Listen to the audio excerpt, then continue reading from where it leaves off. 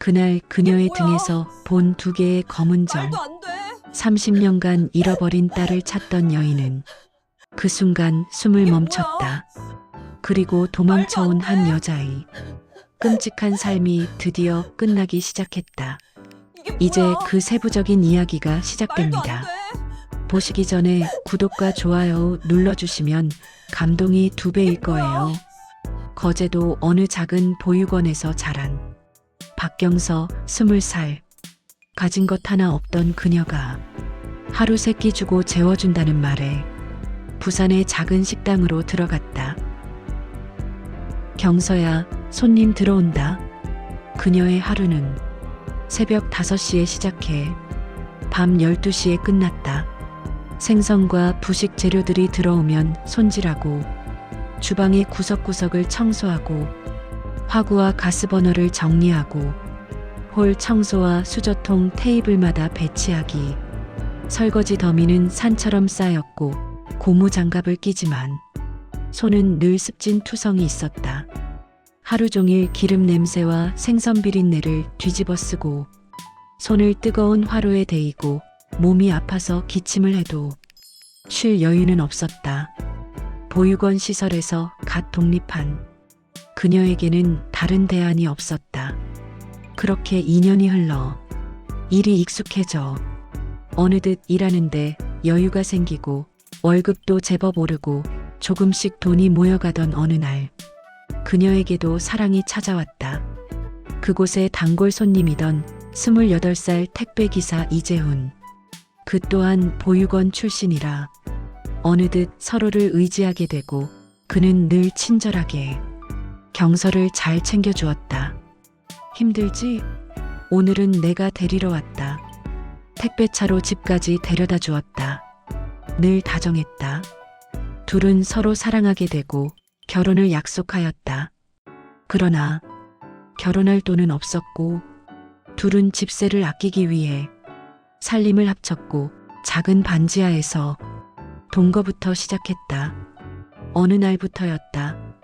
재우는 바쁘다는 핑계로 경서를 데리러 오지 않았다. 택배 일이란 게 일이 늦게 끝나는 날이 종종 있기 때문에 경서는 이해했다. 그런데 어느 순간부터 도훈이 새벽에 들어오는 일이 잦아졌다. 그러던 어느 날 새벽 2시 문이 쾅 열렸다. 비틀거리는 발, 술 냄새, 담배 냄새, 그리고 손에 꼭 쥔 도박장 출입할지. 돈 있어? 오늘 좀 빌려줘. 금방 갚을게. 경서가 고개를 젓자 남자의 얼굴이 일그러졌다. 경서를 밀고 들어와 경서의 지갑에서 10,000원짜리 한 장과 1,000원짜리 몇 장을 꺼내더니 더 없어? 하고 물었다. 경서는 당신이 돈을 안 벌어오는데 돈이 어딨어? 내가 번 돈으로는 우리 생활비도 빠듯해. 경서가 적금을 넣고 있었지만 도박에 빠진 그에게 그걸 말할 수는 없었다. 재우는 경서의 가방과 옷장을 뒤지기 시작했다. 처음에는 그걸로 끝났지만 어느 날부터는 폭행이 시작되었다. 돈 내놔. 생활비 있을 거 아냐? 주먹이 허공을 가르며 날아왔다. 그녀의 입에서 눌린 신음이 새어나왔다. 으흑 재훈 씨 제발. 그는 멈추지 않았다. 벽으로 밀쳐 머리가 둔탁하게 쿵 부딪혔다. 가방을 뒤져 월급 봉투를 꺼내며 말했다. 여기 있네. 다음에 또 거짓말하면 그땐 죽는 줄 알아? 경서는 몸을 웅크리고 깨진 입술에서 피를 훔치며 숨만 쉬었다.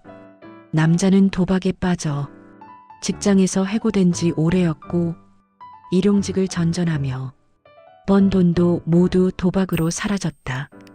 들어올 때마다 폭행과 갈취는 더 심해졌다. 그녀는 결국 야반도주하듯 방을 뺐다.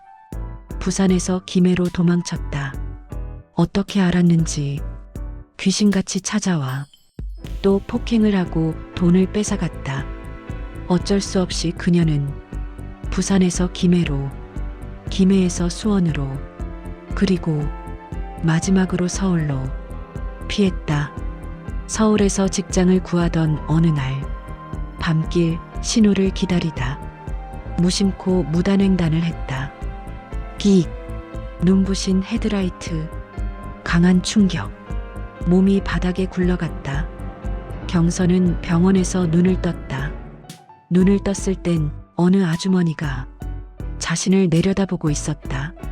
자신이 그 아주머니의 차에 치여 3일간 혼수 상태였다고 했다. 다행히 팔이 골절된 거 외에는 다른 곳은 타박상에 그쳤다.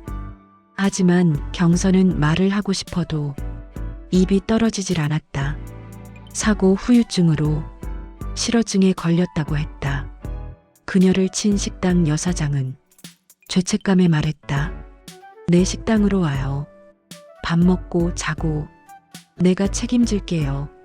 경서는 감사함에 여사장의 손을 잡고 눈물을 흘렸다.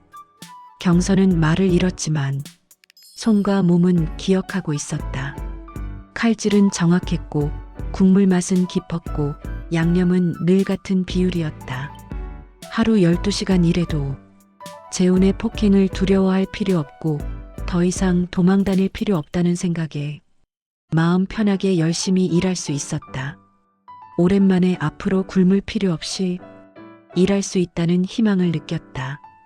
반복되는 노동에 손목은 부었고 손등엔 화상 자국이 많았지만 그녀는 그래도 행복했다.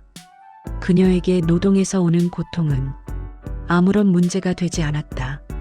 어느 날 가끔씩 식사를 하러 오는 60대 중반의 남자가 경서가 내놓은 신메뉴인 장어탕을 시켰다. 그것은 그녀가 부산에서 일할 때 배운 자신 있는 메뉴였다. 그 중년의 남자가 국물 한 숟갈을 뜨는 순간 손이 멈췄다. 이 맛은 그의 눈에 여러 감정이 번쩍 지나갔다. 이윽고 미처 느낄 새도 없이 반가움의 눈물이 흘러내렸다. 중년 신사는 사장에게 물었다. 주방장이 새로 왔나요? 그동안 장어탕이 없었던 것 같은데. 여사장인 대답했다. 네, 새로운 아가씨가 있는데 손맛이 좋아서 새로운 메뉴를 시도하고 있어. 중년 신사가 흥미로운 듯 혹시 이 음식을 만든 사람 누굽니까? 감사의 인사 좀 하고 싶은데. 잠시 후 경서가 주방에서 나와 목례를 했다. 중년 신사는 가볍게 목례하며 경서에게 인사하면 말했다.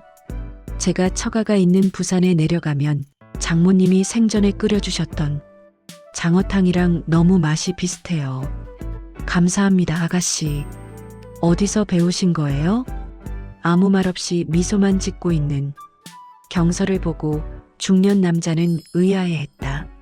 하지만 이내 여사장으로부터 사고로 실어증이 됐다는 말과 부산에서 식당에서 일하며 배운 음식이고 지금은 자신의 식당에서 숙식을 해결하고 있다는 자초지종을 듣고 그는 그제서야 그녀가 미소만 짓고 있는 이유를 이해했다는 듯 고개를 끄덕이더니 그 신사는 잠시 생각에 잠겼다.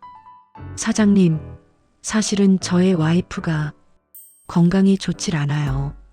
그래서 집에서 숙식하면서 음식을 해줄 아줌마가 필요한데 제가 데려가고 싶습니다. 사례는 충분히 드리죠.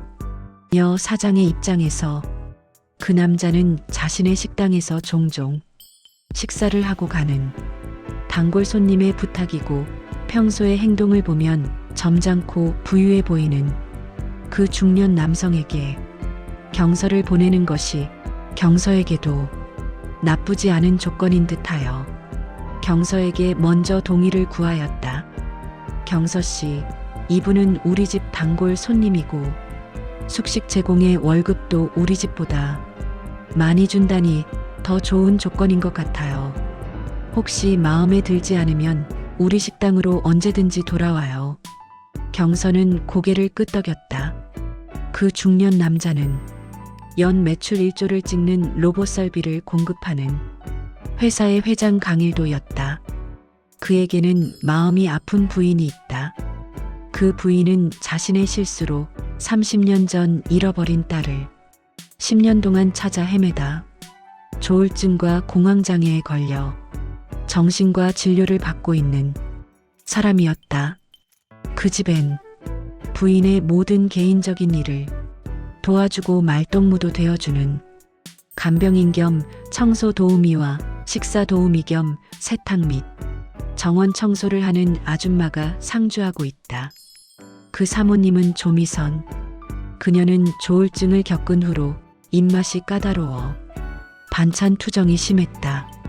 같은 사람이 같은 레시피로 만든 음식에도 어제는 오늘 국이 잘 됐네요 라고 좋아했다가 오늘은 국이 왜 이리 맛이 없어요 하고 국을 싱크대에 던져버리거나 식탁을 휘젓고 나가버리는 변덕에 자존감이 떨어진 식당 아줌마들은 자주 바뀌었다. 하지만 경서의 장어국을 먹고는 자신의 어머니가 해주시던 맛과 비슷하다며 한 그릇을 뚝딱 비웠다. 경서의 부산식 김치와 반찬에 미선은 반찬 투정이 많이 줄었다. 물론 몇 가지 음식을 제외하고는 종종 반찬 그릇이 날아와 바닥에 떨어져 경서의 발목을 강타해도 그녀는 멈추지 않았다. 천천히 묵묵히 치웠다. 갈 곳 없는 자신이 떠나면 안 된다는 걸 너무 잘 알고 있었기 때문이다. 오늘은 왜 이렇게 싱거워? 미선의 고함.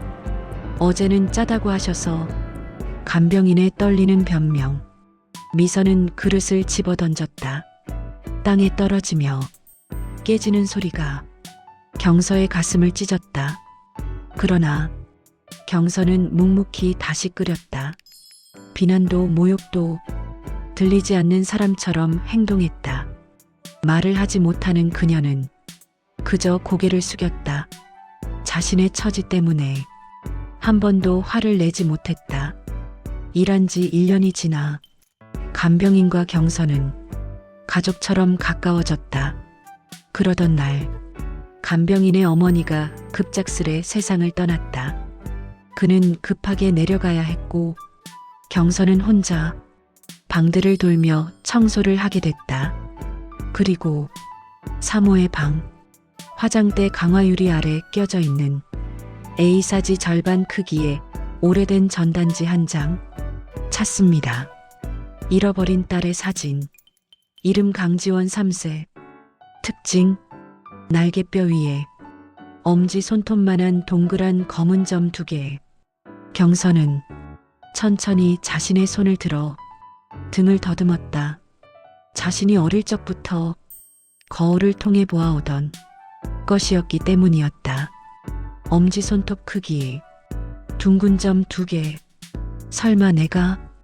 그녀의 손이 천천히 떨렸다. 그럴 리가 없어. 비슷한 점이 있는 사람은 어디에든 있을 수 있으니까. 한편 남편 이재우는 그녀가 사라진 뒤 분노에 미쳐 있었다. 그년 어딨어? 감히 남편을 버리고 대체 어디로 간 거야? 그는 자신의 부모님에 이어 부인마저 자신을 버렸다는 생각에 사로잡혀 분노를 주체하지 못했다. 여기저기 전화를 돌리고 옛 동료들에게 협박을 하기도 하고 동정에 호소하며 수소문하여 결국 서울까지 올라왔다. 어느 날 경서는 마트에서 장을 보고 있었다. 뒤에서 누군가 팔을 확 잡아챘다. 너 여기 있었구나. 그녀가 몸을 돌리는 순간 남자의 손등이 퍽 하고 뺨을 갈랐다. 사람들 사이에서 경서는 철제 선반에 부딪혀 쓰러졌다. 네가 감히 나를 버려? 죽어라 인연! 라고 외치며 재우는 경서를 밟고 걷어차며 마구 폭행했다. 주변 사람들은 비명을 질렀고 직원들이 재훈을 말렸지만 내 마누라 패는데 왜 당신들이 뭔 참견이야? 시발. 죽여버리기 전에 꺼져. 라며 폭행을 이어갔다. 잠시 후 직원의 신고를 받은 경찰이 도착했고 재우는 현행범으로 체포되었다. 경서는 병원 신세를 지게 되었다. 갈비뼈와 왼팔이 골절되고 등과 뒷머리가 찢어져 피가 흘렀다. 전치 10주. 법적 부부가 아니었기에 남자의 부부라는 재훈의 주장은 경찰서에서 먹히지 않았다. 스토킹 및 폭행 현행범으로 바로 구속되었다. 한편 경서의 고향의 맛 음식을 그리워하던 사모 미선은 때마침 정신과 진료를 받는 날이 되어 경서의 상태를 보기 위해 병실을 찾아왔다. 경서야, 좀 괜찮아? 미선이 물어보자 침대에 누워 눈을 감고 있던 경서는 소리나는 방향으로 고개를 돌렸고 미선을 발견하고는 깜짝 놀라 왼팔에 기부스한 채로 오른팔로 침대를 짚고 몸을 일으키며 괜찮다는 듯 미소 지었다. 괜찮아. 누워있어. 라고 말하며 경서가 안쓰러웠던 미선은 경서의 몸을 여기저기 훑어보며 안타까운 표정을 지었다. 때마침 간호사가 그녀의 상처난 등과 머리를 소독하기 위해 들어왔다. 그리고는 등을 치료하기 위해 환자복을 들쳐 올렸다. 그 순간 사모의 눈이 커졌다. 저 점, 저 두 개의 점. 사모는 숨을 턱 들이켰다. 설마 그 두 개의 큰 점은 나란히 배열되어 데칼코마니 같은 특별한 모양의 점이었다. 내 딸. 너 내 딸 지원이니? 경서는 눈이 동그래지며 난감한 표정으로 그럴 리 없다는 듯 오른팔을 휘휘 저었다. 그러나 사모는 자신의 딸이라고 확신했다. 즉시 남편에게 전화를 걸어 지원이를 찾은 것 같다고 했고 병원에 도착한 남편 강일도는 신속히 유전자 검사를 진행했다. 하루 뒤 유전자 검사 결과는 강일도와 박경서 친자관계일 확률 99.96% 일치.